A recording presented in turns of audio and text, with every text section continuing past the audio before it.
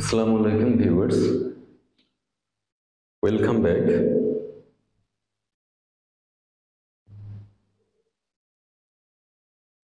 আজকে থেকে গতকালকে থেকে এই তো শুরু করেছিলাম ইংলিশ। আজকে ম্যাথের ক্লাস নিব। চিন্তা করছি গভর্নমেন্ট যারা জব প্রিপারেশন নিতেছে তাদের জন্য ইংলিশের পাশাপাশি ম্যাথের টপিকগুলো কভার করার চেষ্টা করব যতটুকু সময় পাই আর কি।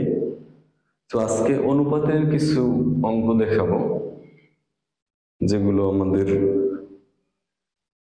পরীক্ষার জন্য খুবই গুরুত্বপূর্ণ। হয়তোবা অনেকের কাছে এগুলো খুব ইজি, বাট এমনও স্টুডেন্ট আছে, এমনও জব সিকার্স আছে যারা নতুন করে একবারে প্রিপারেশন নিতেছে ম্যাথের জন্য কিংবা অন্যান্য সাবজেক্টের জন্য, তাদের জন্য বিশেষ করে ভিডিওটা। তো আমরা শুরু করে দিই আমাদের আজকের ম্যাথ ক্লাস। বিসিএস ম্যাথ কিংবা বিসিএস হোক অথবা যে কোনো কম্পিটিটিভ এক্সামস হোক, সব এক্সামসের জন্যই ম্যাথগুলো খুবই গুরুত্বপূর্ণ। আমি প্রত্যেকটা টপিকের উপর আলাদা আলাদাভাবে লাইভ ক্লাস করবো ইনশাল্লাহ। তো আজকে অনুপাতের মাত্র দুটো অঙ্ক নিয়ে আসছি। সো ফার্স্টের যে ম্যাথটা আছে, 2a equal 3b equal 4c হলে h/b/c এর মান কত? এটা আমরা কিভাবে খুব দ্রুত করে ফেলতে পারি, খুব সহজেই আমরা এটা করে ফেলতে পারি একবারে মুহূর্তের মধ্যেই। তাহলে a/b/c এটার মান নির্ণয় করতে হবে। তো আমরা এটা লিখে নিই, h/b/c এটার মান, তাই না? তো যখন আমরা a এর মানটা নির্ণয় করব তখন আমরা এটা মুছে দেব। এটা মুছে দিলে কি থাকে? 3×12, ওকে, h/2। যখন আমরা b এর মান নির্ণয় করব তখন আমরা b-টা মুছে দেব,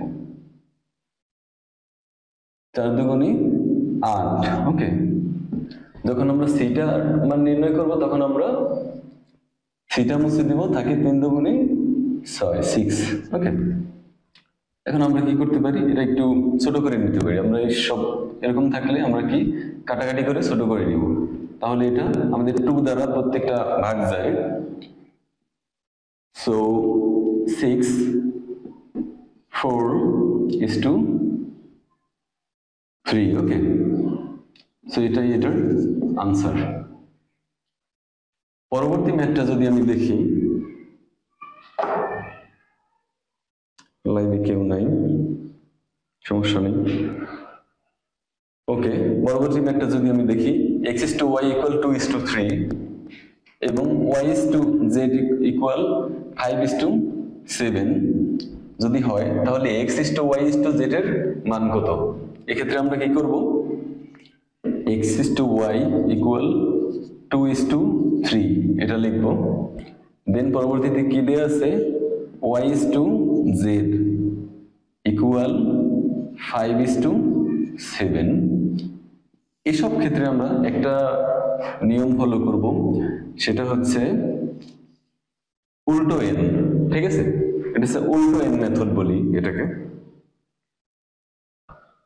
সো উল্টো n মেথডে আমরা এখানে কি কি কমন নিতে পারি, x, y দুইটা আছে, y একটা কমন নিলাম, আর z। x/y/z ইকুয়াল, এই যে এইভাবে যদি করি আমরা তাহলে কি হয়, 5×10 হয়, ঠিক আছে, 10 h/2। এই দিকে যদি আমরা আর গুণন করি তাহলে 3×5=15, ওকে। তারপর যদি আমরা এই সোজাসুজি আর গুণন করি, এই সোজাসুজি যদি গুণ করি তাহলে কি হবে, 3×7=21।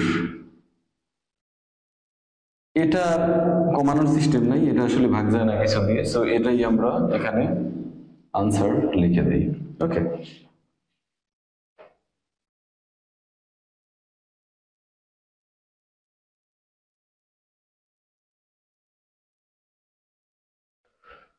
সো হোয়াইট বোর্ডটা আসলে ছোট অনেক, আমি অনেকগুলো ম্যাথ করাতে পারতাম, বাট এখানে আমার হোয়াইট বোর্ডে বেশি একটা ম্যাথ ধরে না। আমি মাঝে মাঝে কয়েকটা ম্যাথ এখানে লিখে তারপর সেটা সলভ করানোর চেষ্টা করব। থ্যাংক ইউ সবাইকে।